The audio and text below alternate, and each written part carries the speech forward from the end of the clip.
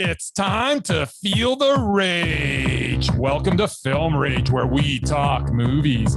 My brother Scott used to tell me that if your nose runs and your feet smell, you're built upside down. So think about that. But now back to our regularly scheduled programming. Directors and actors beware, as you cannot hide from the rage. My name is Bryce, and I'm part of the Film Rage crew, which also includes Jim. Hello, Jim. So, with the introductions out of the way, let's rage on. Well, time for a quick rage out to thank James, currently our only member subscriber. And yes, you too can be a member of the Film Rage community by going on at buymeacoffee.com/Film Rage YYC. All members get special episodes and content only for members, along with all members that sign up will get a limited edition Film Rage merch item. If you cannot commit to a membership, you can still buy us a movie rental and dare us to see a film. Join a huge list of people who have already bought us a movie. So thanks to Amy, Sadat, Brenda, Kevin, and Katie. Lastly, make sure you go to our merch site for Film Rage merch from both TeePublic and Redbubble, both with unique products. Thanks out to peeps shopping our merch site, which appears to be quite a few people last week. And it's time to dance. So we're still doing the voice. This is a new voice. It is a new voice. And it's time to dance. It is time to dance.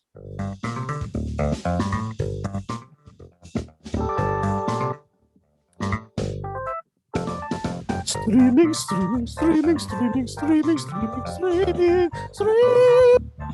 And what? We are streaming, Jim. All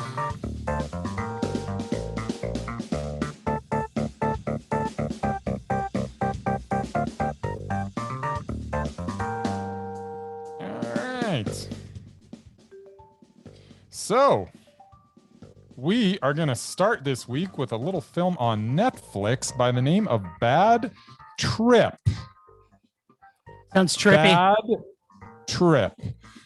Bad Trip, directed by Kitao Sakurai and starring Eric Andre, Lil Rel Howery, and the doubted Hall of Famer Tiffany Haddish, is a weird hybrid of a hidden camera practical joke show spliced with a buddy road trip comedy.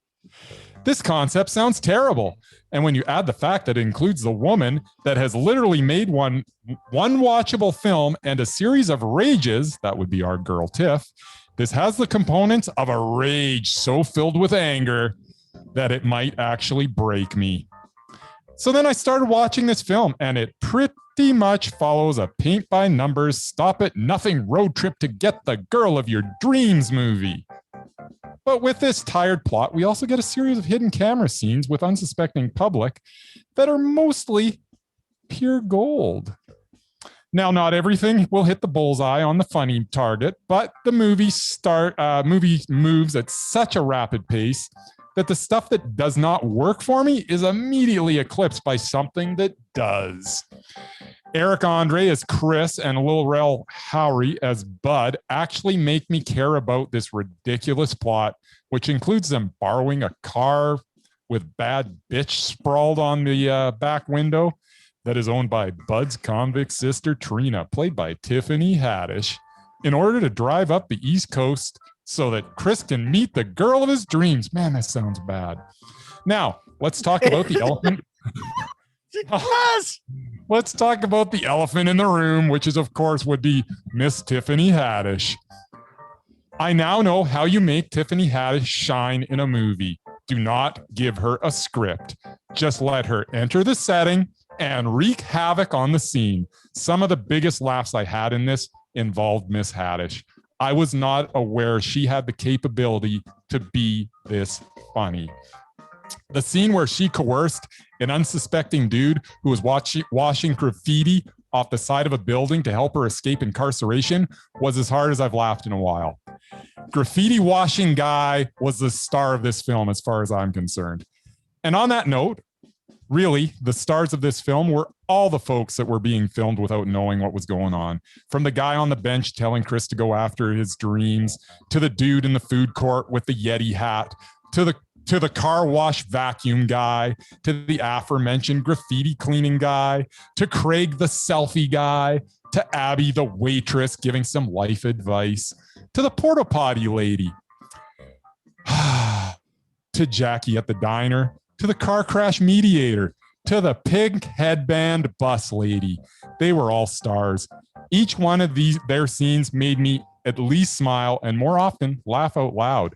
This movie brought the funny at a breakneck pace, complete with song and dance numbers, stellar performances from Andre and Howery, a standout turn from our girl Tiff, and one of the best supporting casts you'll ever see, especially since they didn't even know that they were in a movie. And to be honest, this supporting cast just made me feel better about the world in general.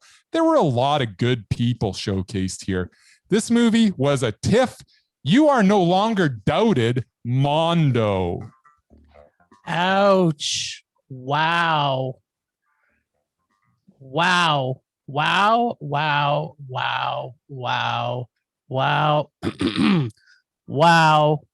Wow. Wow. Okay. Well, let me tell you what I thought about this movie. Yeah, what'd you think? Okay. So, original concept using a stupid story intertwined with a stupid prank show. First off, most people know I hate prank shows. I don't like being pranked, and I don't like watching pranks. But this show was not maliciously pranking people, but more humorously pranking. So I was not as annoyed by that fact right from the start. So a bunch of funny stuff happens. Hand in a blender. I Saw a Girl Today song. Electric Cowboy and the Prayer. Gorilla Rape. Pull Your Pants Up, Buddy. Chinese Dick Trap. TV scene with gorilla sex. White Girls Ending homage. Like most things, though, I have to disagree with Bryce 100%. Because in my opinion, our girl Tiff was not funny. In fact, in my opinion, she completely destroyed it. She was not funny. The people around her were funny. She is terrible, awful every single time she is on the screen. So I have to completely disagree. I don't think she was funny. I thought the people around her was funny, as you kind of had alluded to. Everything about this movie was bad and stupid, but I laughed multiple times because of it. I really, really like Eric Andre in everything he does. I find him hilarious. Plus, getting to see a pretend gorilla rape a dude, and then later getting to see some kind of fashioned gorilla porn almost got this to a mondo. But because of our girl Tiff and how much she ruined this movie for me, it is only going to be a meh. It's definitely worth seeing, as there was so many comedic moments. But in my opinion, Tiffany Haddish, again, caused this movie not to be mondo. My favorite line, yes, I thought she was terrible. I didn't think anything she did was funny. I thought the people around her were funny, but I found you got to go watch that. You got to go watch that scene with graffiti washing guy. Oh no, I watched it. He was brilliant in it. He was awesome. Don't get me wrong. But she was brilliant in it. Yeah, no, I didn't find her funny. I just thought, she was just doing her part, which was really basic. And anytime she was trying to be tough, I didn't find it. It was like, if I was there, I wouldn't believe one thing she was doing. I didn't. She's terrible in everything. I'm not going to go there. She's awful. I could not give this a mondo. Yeah, I know she is. Thanks to you. It's usually because of you that people get off our list, because of your stupid thoughts about people watch this. You will enjoy it. This is a good movie. I did like it. I did like it. I laughed a lot. But so my favorite line, which I've never heard anyone say, so I was super surprised, was, I still got that gorilla cum taste in my mouth. Perfect timing. Andre, I'm not sure I even laughed at that line, but okay. I completely laughed. And then I went and had a glass of milk. Mm. In your case, it could have been coconut milk, but yeah, I'm sad that you've taken Tiff off the list because she's gonna go right back on the next. Well, she's gonna do 8. She's gonna do 8 movies. Make 8 movies in a row. She's gonna make 8 movies in the next. Oh, don't get me wrong. She's capable. Oh, she's going right back on, dude. She's never done an ad lib movie yet. Everything's been scripted, and she's always terrible. But the good thing about it is now, except for one other time, she was fine in the kitchen. Oh yeah, but the kitchen wasn't a Mondo. No, but she was fine in it. Yeah, she was. I mean, she's just okay, right? It was a meh. Yeah, she's got nothing but rages and one meh, and another meh, and now a Mondo. No, you are, bitch. You crazy. And it was because of her. It was not. I thought she was great. I thought Eric Andre was fantastic, and Lil Rel Howery. Come on. Oh yeah, he kind of just steals movies. Like even him in Get Out. Come on. Yeah. So good. Yeah, and you know what? He's got range to his acting. Oh yeah. This was a completely different escape film for him in that, right? But in Get Out, he was a completely different dude. Like he was. Wow, you must have watched the Eric Andre show a little bit. Oh yeah, totally. That show's awesome. Yeah. So. Yeah. Anyways. All right. Well, we're gonna talk about. Oh, so where did we see that? We saw it on Netflix. We did see it on Netflix. I mentioned that. Yeah, I just must have tuned you out because I knew you were going to talk about Tiff and not in a good way. All right. So we also watched the movie Supernova, not 2 words, 1 word, in 2020. And we saw this on VOD. There's a lot of supernovas, by the way. I was like, which one are we watching? Are we watching like the sci-fi ones? I was like, no, I think it's got to be more recent than that. So yeah, I think I found the right one. I hope I did. I hope so. I hope so too. Otherwise, we're going to be reviewing 2 movies today instead of 1. So the one starring Casper Van Dien, right? Yeah. Oh, good. I got it. No, it's not. So actually, I don't even know if Casper Van Dien starred in any of them. But it seems like this type of movie he might star in. So, totally. Or maybe Vin Diesel. But this one doesn't star either of those. It's about Sam and Tusker are traveling across England in their old RV to visit friends, family, and places of their past. Since Tusker was diagnosed with dementia 2 years ago, their time together is the most important thing they have. Director and writer Harry McQueen stars Colin Firth, Stanley Tucci, and Pippa Haywood. So Stanley Tucci and Colin Firth are both stellar in this film. I mean, you want the kingpin of romantic films, you gotta have Colin on the top of your list. His bedroom eyes, hello, he's so weepy. I mean, who couldn't melt in those eyes? This film tackles some huge topics in dealing with loss and love. This film is not to be rushed. Letting the story and these characters float over you like the scenery that floats by is like a warm blanket of soothing fog that only the English countryside can provide. Much of these 2 great actors together, they both do such a great job of showing their love for each other. And while tackling this heavy subject, the saddest thing about this film, and I've said it multiple times, is there is not enough openly gay older characters that could play these roles. So just like my beliefs on people trying to do fake accents and pretending they are of a certain race or culture, I really hope we can get to a day where the LBGTQ plus community have enough outed actors that can fill these roles with actors who are actually gay. That being said, this film takes us on a journey that all of us fear as we age, being a burden on our loved ones and the fear of watching our loved ones disappear before our eyes. It has a great ending to an emotional journey, allowing us to enter an intimate and vulnerable point in these 2 men's lives. This film is a great addition to the community of films dealing with dementia and Alzheimer's, heavy content, but perhaps not maybe as heavy as I feel that it could have been. I liked this film a lot. I loved it for the acting, but this type of film, I should have been bawling my eyes out all the way through it.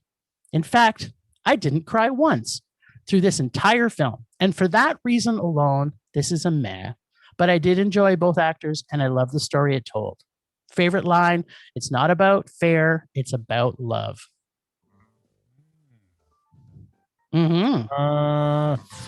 Is that the same one you saw? Yeah, it is. I saw the exact same movie. Oh. Yes. So I guessed right. As I say, I had about 17 options of Supernova.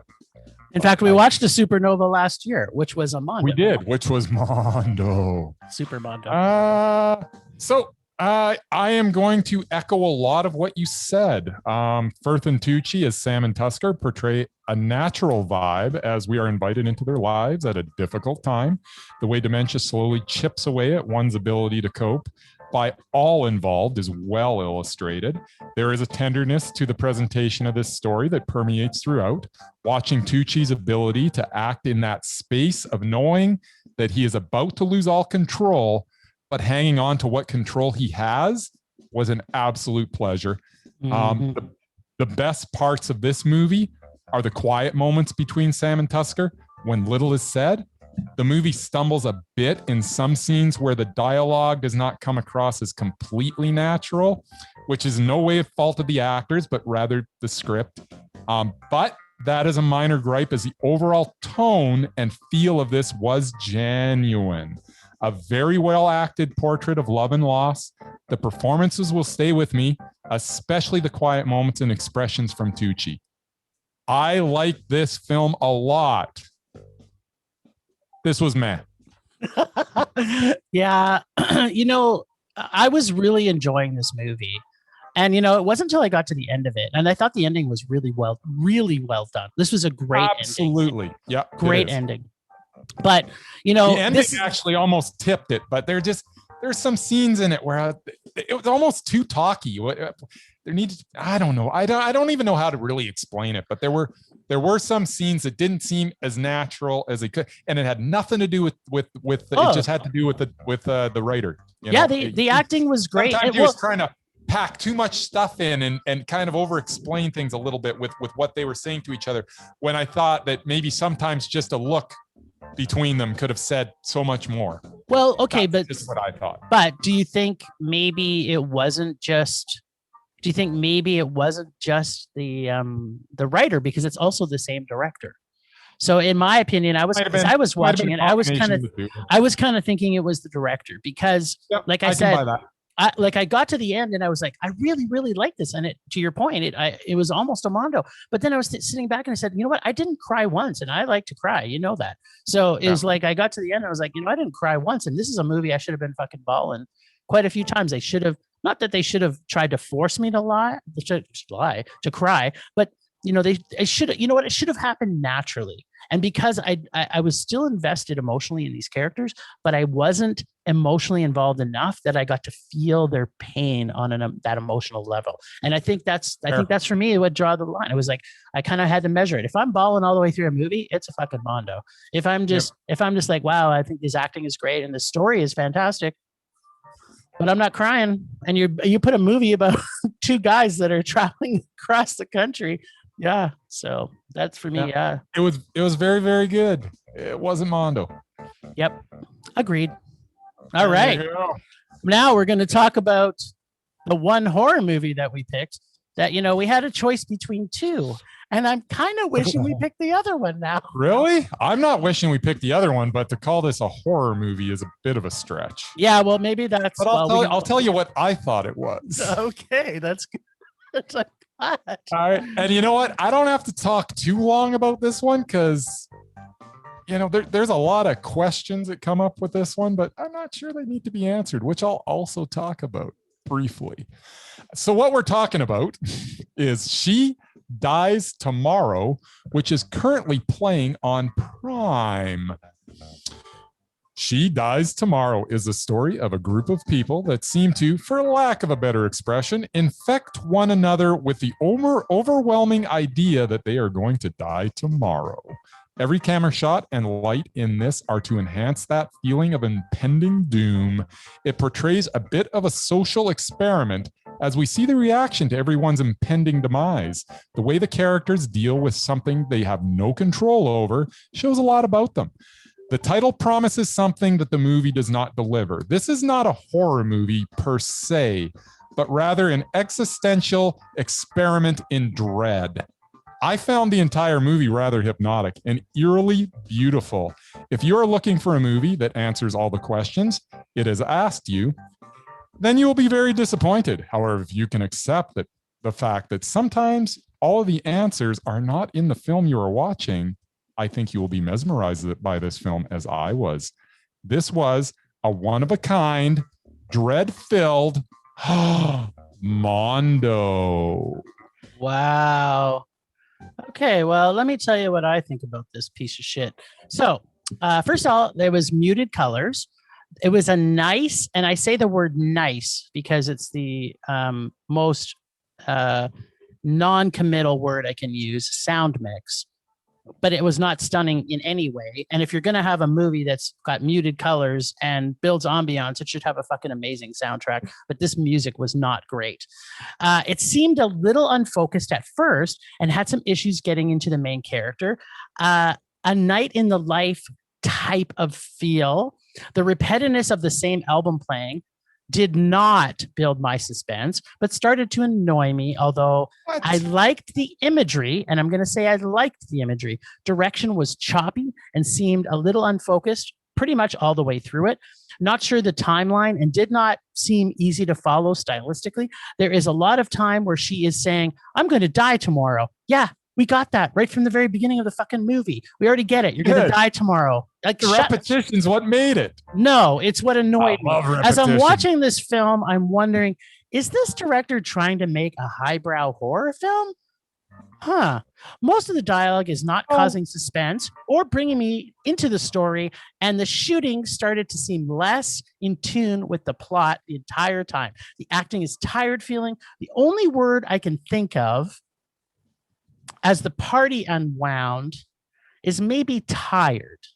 And the characters dispersing just got tired. And I really had a tough time staying interested in this film, as really nothing happens through the entire movie. Mental illness is a serious matter, but this film was causing me to question my own sanity. Visually, acting, story, suspense, plot, and the fact that the lead character has to remind us every 5 fucking minutes that she's going to die tomorrow just got old and painful. I got 51 minutes into this film, and I wished I had chose the other film to review this week. And I wished I could run as far and as fast away from this movie. To summarize, yuck, rage, rage, rage, rage, rage, yuck, boring, rage, ugh, awful, rage, and oh, ew.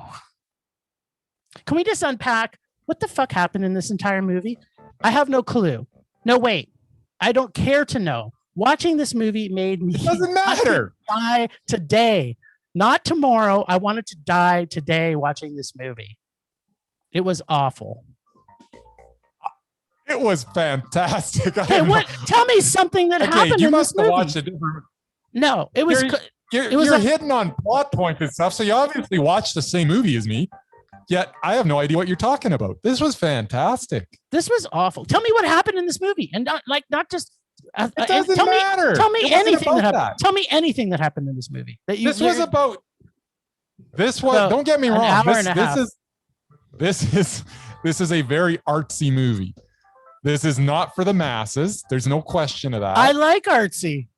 You should have liked this. This was painful. Oh no. It had me from the very beginning, and the fact that they all kept on saying, I'm going to die tomorrow. Every time they said that, I was like, this is fantastic. And it just kept on getting better till the end where the credits started rolling, and I'm like, what? And I was like, yes, that was so good. I was absolutely hypnotized by that movie. I couldn't look away. It was fantastic. I'm going to be honest. I fell asleep 7 times the first time I watched it. I had to go back and watch this movie 4 times because it was so terrible and boring. Wish I could watch it 4 times. You can go watch it 4 times. You can basically. Oh yeah, it's on Prime. I can just watch it for the. I got the next 2 days off. I might just go on a little. You should tomorrow marathon and just. Why watch don't you like buy it? Times. Perhaps you should buy it and then go back and rewatch that other movie that you gave a Mondo and make sure that you understand that Tiffany Haddish is not acting well. It's the people around her. She's literally sucking the movie's life out of it. No, she was really good in it. Are you stoned? Like you're just like stoned. Like, dude, she was so good right now. She's so good. This movie was so good right now. I loved it. I literally loved this movie. It was so good. This movie, that movie, Tiffany Haddish. You're giving out candy again this week. It's I'm not giving out any candy. Like it's fucking Halloween. My Mondos were well deserved this week. They worked their butts off to make quality cinema, and they succeeded. Tiffany Haddish. She's so good. She's not. She's so I think her record speaks for herself. The fact that you're giving out candy. Yada, yada. I guess that appropriately takes us into this. Yeah. Vision blurring. Rage taking over.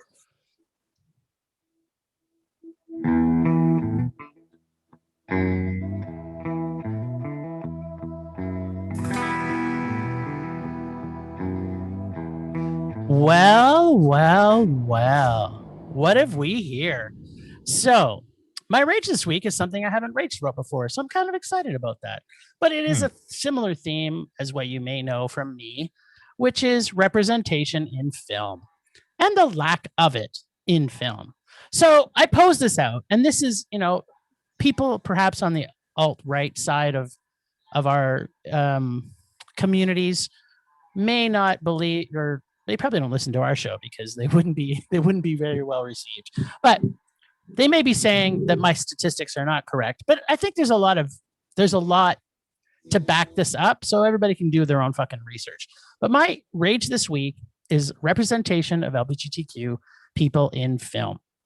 If 10% of our population is part of this community, why do we not get enough of them in film? This is the majority of my rage this week. I'm not rageful specifically about the film we saw, Supernova, but I'm like, how come we just can't have them somewhere in each film? And why aren't we just putting them in more movies? It's 10% of our population, people. It doesn't have, they could be a different culture. They could be black. They could be white. They could be brown. They could be yellow. They could be green. They could be blue, whatever. Just make them part of the LGBT community. We don't, just put them into stories. The battle that they're having to make with all diversity in film this is one that is highly underrepresented. And when you start to see films, major release films, where you don't even have anybody in that age group to fill the community. It was funny. I was talking about this film with a friend of mine who happens to be gay. And his comment to me is, well, didn't Ian McKellen just come out being gay? Couldn't he have been in this movie? I'm like, well, that's a little bit older than what the character cast was. So between him and I, we were trying to find out an openly gay actor that's in their early 60s, late 50s. I don't know of any. Yeah, there's none that I know of. I mean, maybe they are, and we just don't know it between the communities. I'm sure there are in all the world, but none that have a high enough profile that could star in this movie. Exactly. So that is my rage this week. People, can we just have representation in film that represents the society that we live in? I know 10% of my friends are part of this community. And if I see, how many movies did we watch last year? Just together, we watched something like 300. So of those 300 films, which were just random films that we saw, I think maybe we saw 4 films that had any form of representation from this community. So fucking people, get off your ass and start putting them in films. That's all I got to say. Yeah. I agree to a certain extent, but everybody's still an actor. And I'm all for having more, representation. Absolutely. But I think, like a gay actor isn't going to go, I only want to play gay characters. No, but I'm not saying put the gay actors in the movies. I'm talking about when you're watching a movie and there's maybe 10 people in the movie, one of them should be fucking gay. So you're saying in general, every movie should have like a gay quota? Yeah, sure. Why not? Let's put a gay quota in there. I'm okay with it. I'm just saying, like, if you're making a movie in maybe the South, the deep South, like Alabama, where everybody's, can't be themselves anywhere. I'm sorry, Alabama, but it's kind of what you guys do. I'm sorry. But, if you're showing a certain community within that, you don't have to necessarily put them in it if it's not fitting the story that's being told. Like, for example, Minari, did we need to have a gay character in there? Probably not. But you could have. Maybe one of the ladies who was working in the chick factory could have been gay. Who knows? I'm just saying that if 10% of our population is gay, now I'm not sure not all of them live in San Francisco, New York, LA, and Chicago. So in every city, there's going to be probably 10% of the population. So if you're filming a movie in Chicago, if there's 10 actors in the movie, make one of them gay or LBGTQ or, whatever. Like, I'm just saying there's not enough in it. And it's the reason why that they still don't have full equality in countries and in the US in general. So that's my rage. Put that in your pipe and smoke it. I would say that starts with the screenwriters and the production houses. Yeah, no, absolutely. But, I mean, the people writing the stories have to include more. Yeah, well, and we're just now starting to get more diversity with color in film. So how about getting diversity everywhere? Like, I live in a community and you live in a community where a large percentage of our population are part of this community. That's not who we're seeing in film. Let's just see it. Period. Yeah, and to be honest, you can take in any script, and whether the person was, let's say you got 10 people in a script, and they were all written as heterosexual. It's not very difficult to represent the gay community and have one of them gay. You don't have to like rewrite the whole story. There's still, and it doesn't have to be a big thing, right? So yes, exactly. It's just what they don't have to be waving the flag or anything. Just include. No, I mean, it could be just like in a passing discussion. One of them says, maybe they're a woman, and they say my woman. Yeah, exactly. My wife or husband. And, people are going to go, okay, that character is gay. Just have it. We need more representation. I have no problem with that rage. I kind of agree with it. In fact, I definitely agree with it. Woohoo. All right. My rage is boring because it's the same thing I'm always raging about lately. I don't even know. Maybe I should just skip this week. Should I skip? You want to? No, I want to hear it because it's worth. It's always worth it to rage on something we both hate. So all right, let's do it. Go. Stinking rage.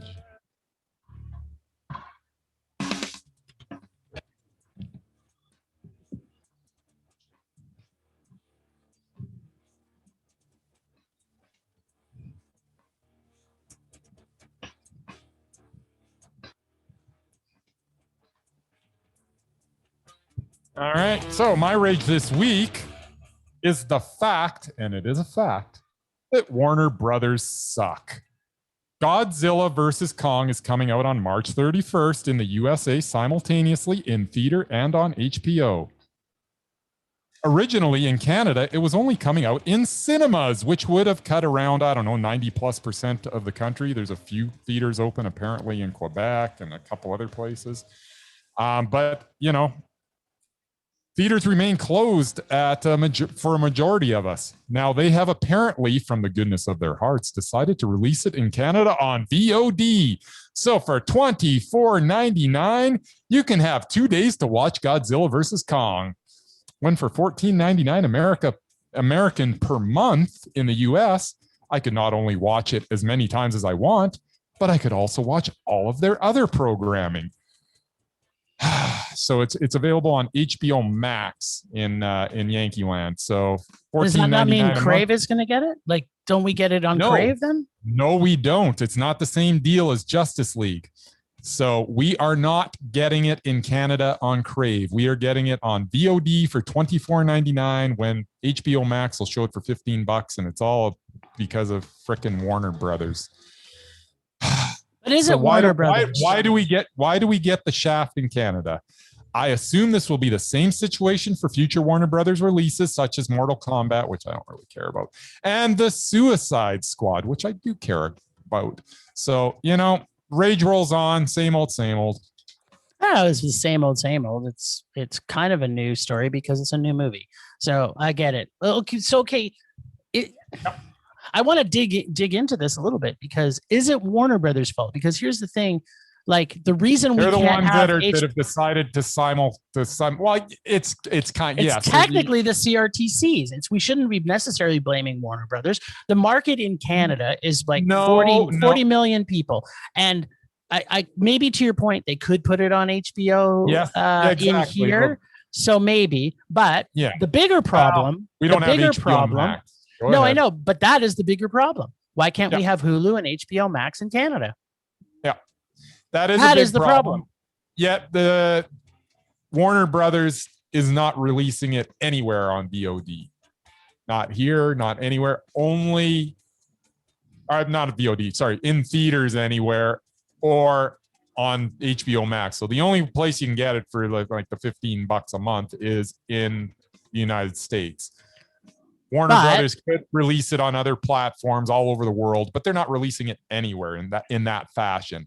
They will, however, release it for $25 so you can watch it for 2 days. Which is what we're going to be doing this weekend. But yeah, I know. But okay, so I 100% agree with your rage because I'm more angry that Warner Brothers is making this new trip not to allow things like they're just putting stuff straight to VOD.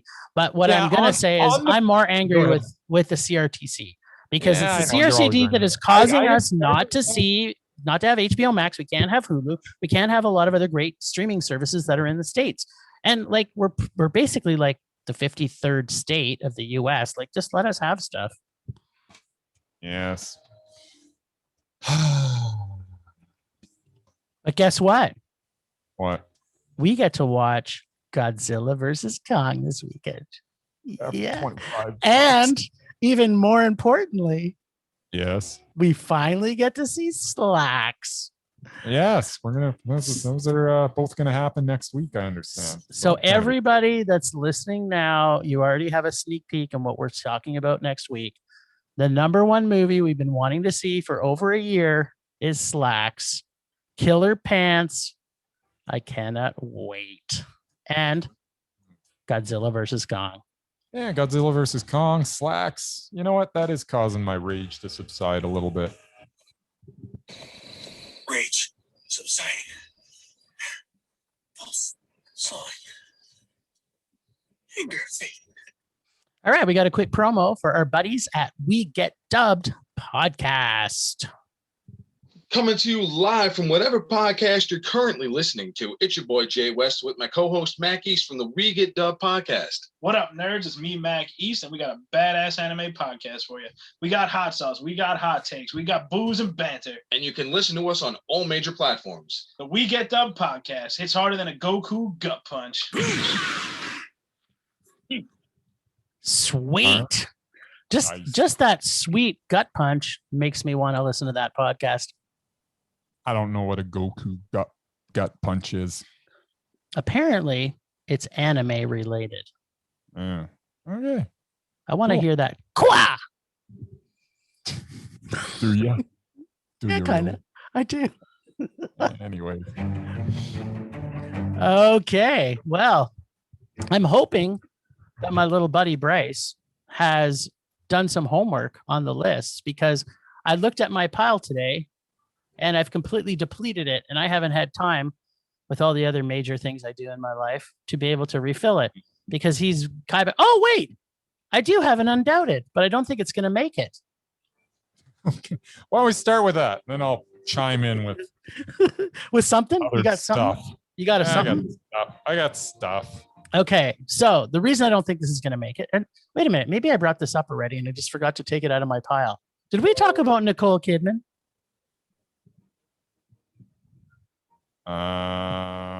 don't think so. Okay, well, there we go. So we're going to talk about Nicole Kidman. So starting from 2017, we have The Killing of the Sacred Deer, which was a Mondo. Mondo.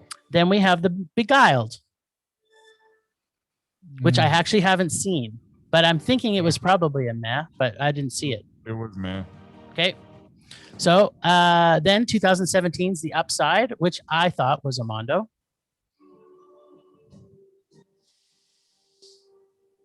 I know you like the original better. Yeah.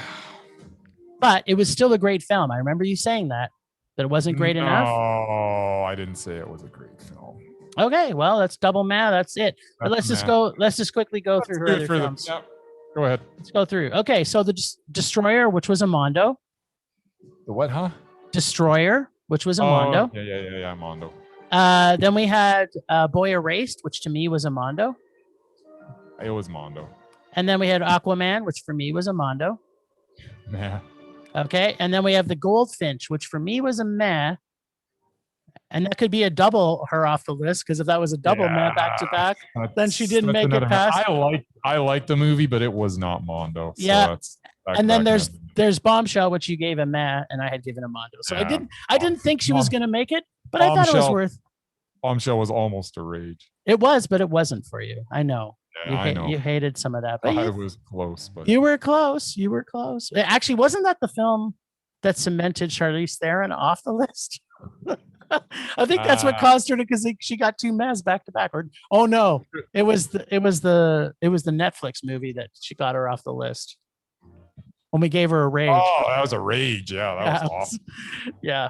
Okay. Well, sorry, Nicole Kidman. Okay, so I'm going to put it out there, but I personally don't find her mesmerizing, but I could be swayed. What do you think? Nicole Kidman is mesmerizing? Yeah. No. Okay. She's not mesmerizing. Good. There we go. I mean, I like her. She is a adequate actress. Steady Edith. She's a you steady put her Edith. in a movie and I'm going to say, it's Nicole Kidman. She's competent. She's not a root vegetable though. I think she's got chops, but she's not. She's competent. Yep. She's fine. She's steady Edith. There you go.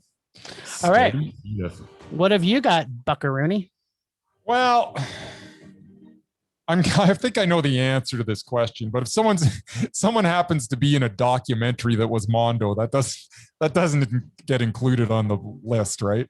No, definitely not. We've never discussed this, but because they're not acting, they're just being themselves. So no. I could kind of assume that's all right, fine. Because I really liked the Hal Ashby documentary. Hal, it was Mondo. Yeah, it was. Which would have made for me this actor on the list. Now I feel foolish for even bringing it up, because if that's not on there, you know what? I'm going to bring it up anyways. Because I think its last 7 are okay, because its 8th one is a rage for me. The 8th one, like the one just recently? Oh no. I see. Yeah, the first one, the 8th one back. Okay, so who are we talking about? We are talking about. Are you all ready for this? Ben Foster. Oh, okay. I like Ben Foster. Okay, so let's just go 8 back and get it out of the way. If I can't include the documentary, 8 back was Inferno, that Tom Hanks piece of crap, part of the Angels and whatever. Oh, yeah, fuck it was a rage. What year was that? Do you remember? That was 2016. What? He's made that many movies since 2016? He has. In fact, he made that many movies between 2016 and 2018 because he hasn't made anything since 2018. Oh, whoa. Okay. Yeah, Inferno was crazy, terrible. Right? Yep. Yeah, here's one that might be one more. I don't know how you felt about this movie. I thought it was meh, and I'm shocked that I thought it was meh. It outperformed what I thought it could be so badly. It's crazy. It's Warcraft. It was meh. Oh wait, is that the? Oh, you're okay. Okay, yeah, I thought it was meh. Yeah. Okay, Hell or High Water was Mondo. Yeah, I agree. So you're writing this down, right? So that we can get this for. Okay. Yeah. Yeah. I'm on board. Okay. The Finest Hours was meh. Yeah, I agree. Okay. Rock and Roll, little scene movie. Yeah. I thought it was Mondo. Yeah. A lot of people disagree, but no, I liked it. I would agree. I thought it was Mondo. perfect. Hostiles. I thought it was Mondo. I thought it was meh. So That's fine. Yeah. Did you see Galveston? It was Mondo. Yeah, it was. Perfect. And then Hal, which doesn't count because it's, a documentary. And Leave No Trace was one of my favorite movies of 2018. It was Mondo. Oh yeah, I agree. It was so freaking good. Okay, so what's he got coming up then? He's got some stuff coming up.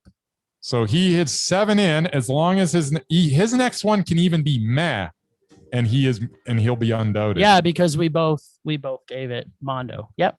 So there's a good chance, Monty. All right. So he's on the shelf for now. Although he is making a movie. Oh, that's animated. Okay, but he is making a movie with Kristen Stewart, which is never a good sign. It's not a good sign, but you never know. What do you mean it's not a good sign? Kristen Stewart's awesome. She's got such range. Okay, then. Okay. Do you have anything more? Or is that it? Yeah, I got one more for you. Actually, Okay. this is actually silly because I kind of saw your email late that you got to have some stuff ready. So this guy is going to have to be on deck as well because he's only directed 7 films. Oh no. Okay. Yep. Okay. Who are we talking? Darren Aronofsky as a director. Yeah. So going back, we've got Pi from 1998, way back when. Yep. It's a Mondo. I thought it was Mondo. Yep. Requiem for a Dream is an ultra frickin' Mondo, one of my Super favorite Mondo. movies ever. Yep. Now this one, Pete, you may or may not agree. The Fountain. That was a meh for me. It was a Mondo for me. And here's where I might lose you, or I might not. I don't know. The Wrestler was a Mondo for me as well. Oh yeah, it was a Mondo for me. All right, Black Swan. Come on, Yeah, Mondo. Yeah, black. Yeah, it's a black Mondo. And here's the worst movie in my opinion that he's ever made, and it was still a meh. That would be Noah. See, now I haven't seen Noah, so I have to see it. Oh, there you go. So you get a little Russell Crowe action. It's got a great cast, and I've been wanting to see it. I just don't. I mean, it's a story about Noah building the ark, isn't it? It is. It's got a real big chance of being a rage for me, though. I understand that. That's why I knew that could be the one that sinks this. But you know what? We got quite a while because I mean he's got some movies in going. Yep. Well, maybe you think this is a rage too. So I don't know. But I thought Mother was Mondo. Yeah, I thought so. I mean, I love Javier Bardem, so it's I would say yeah. So all right. I've got to now see Noah, and we got to wait. So I don't have a rush to see it, but I've got to see it. So if Noah's meh, then he is on deck with his next movie, as long as it is also meh. Yep. And if it's a rage, then it's his bye-bye. Bye-bye. Okay, bye-bye.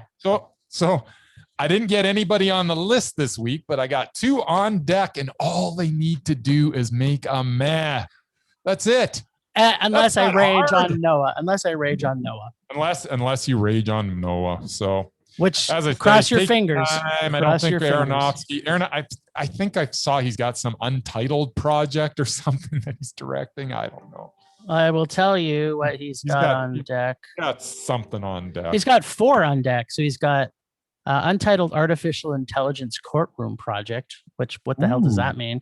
He's got a movie called Adrift, which is a horror. It's in pre-production, so that's good.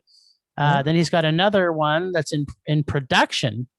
It's called the Untitled Darren Aronofsky Project. That sounds excellent. And then he's got a TV movie. So no, we don't have to worry about that. No, we don't. So he's possible. You got to watch Noah and see what you think of it. I know you don't like the religious fare, but it might be. I'm hoping I'm going to get a meh out of you. That's all I can really hope for. Yep, I'm hoping that the actors who are all fantastic in this will cause me to stay There's a with lot. it. There's a lot of talent, and and as I say, the director has a track record as well. So Yeah, it's true. If he You can doesn't try and only convert me, then I'll be okay. If it's There you if it's just a movie about a guy building a boat, It's- then I'll probably I don't think it's okay. yeah, I didn't find it preachy, but you tell me. I will. All right, sir. So let's move on to what are we doing now? Oh, I know what we're doing now. Yes, we do. Well, last week on Rager Dare, Bryce so gently yet firmly cupped my bag and pulled it until the whiz popped out. Yes, the movie, not the urine equivalent liquid. This week, due to our large amount of people buying us a movie rental, we have a few weeks of dares from our listeners. So thanks to them. Stay tuned for what film we will be both seeing in the next following weeks and soon to be found out by Bryce. But first, let's check in with Bryce to see if this 70s musical filled with some of the greats in the Black community is another remake destined to be a number 2 to the original, or will this replace all the other Oz films for Bryce as a quintessential tale of the wizard and his friend? Let's check in with Bryce and see what he thinks of The Wiz. He's dancing. Apparently, he loves himself some soupy sales. So I am not sure why The Wiz was in Jim's bag. It was actually very watchable. Diana Ross was good as Dorothy, while Michael Jackson, Nipsey Russell, and Ted Ross were excellent as the Scarecrow, the Tin Man, and the Cowardly Lion. We got a run-in with a roller coaster, a subway scene where trash cans attack, and a tour of Eveline's sweatshop, manufacturers and exporters of sweat. Never boring, and more often than not, entertaining. I am glad I got the opportunity to watch this, as it was a lively reimagining with good special effects and some memorable performances. The Wiz was meh. I liked it.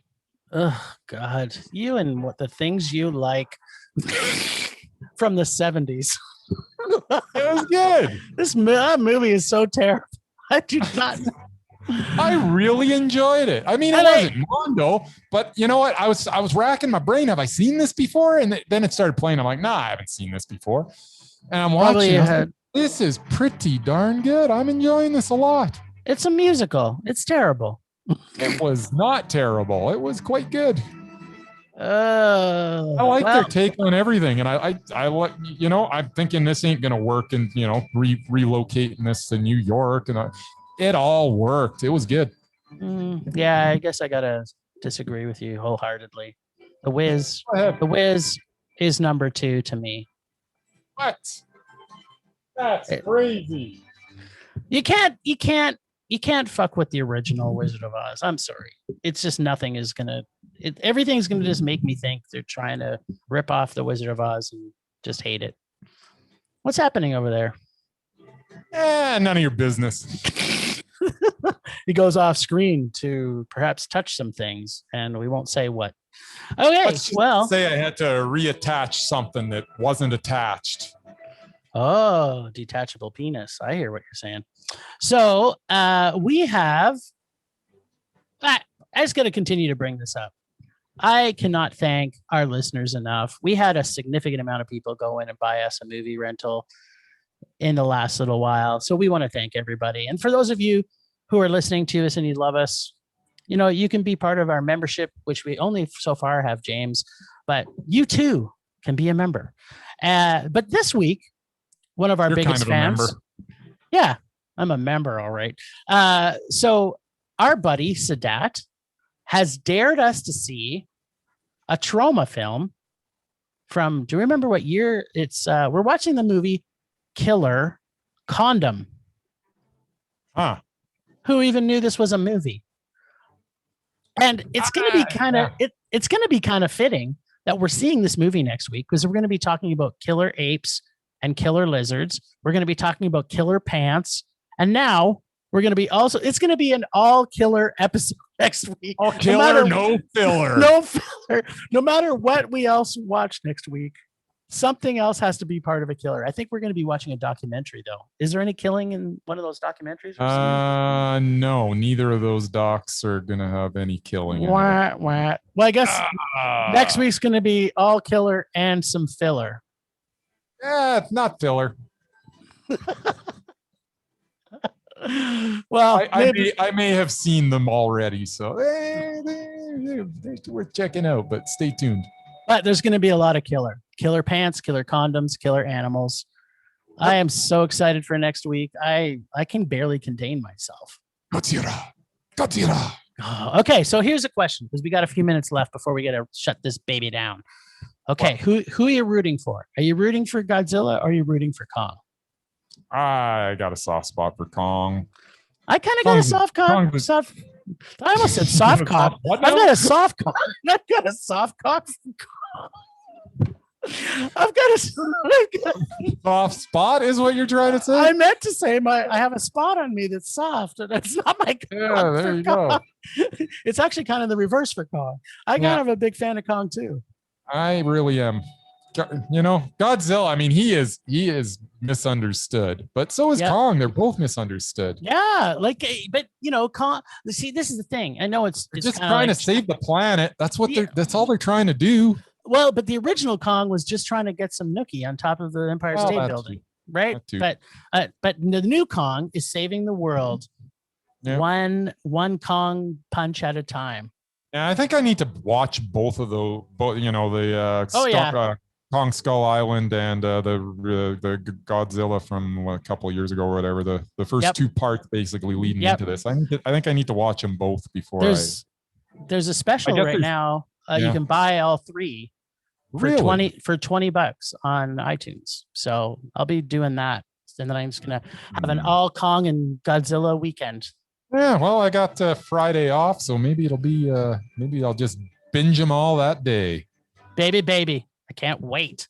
Yeah, nice. You guys are going to be in for a treat next week. Lots of killer and some no filler. I don't think there'll be any filler. Come on, it's us. There's no filler. It's all gold. Gold, I say. Let's find out which things on me are soft next week. Yeah, let's not. On that note. All right. Thanks, Ragers, for listening. Thanks to the extended Film Rage crew of Leonard Conlon for his artistic vision and photography via Leonard Conlon Photography. We love his photography, and you should too. For Bex Goose for her animation skills and giving us some artwork, which I am happy to wear her work. Look.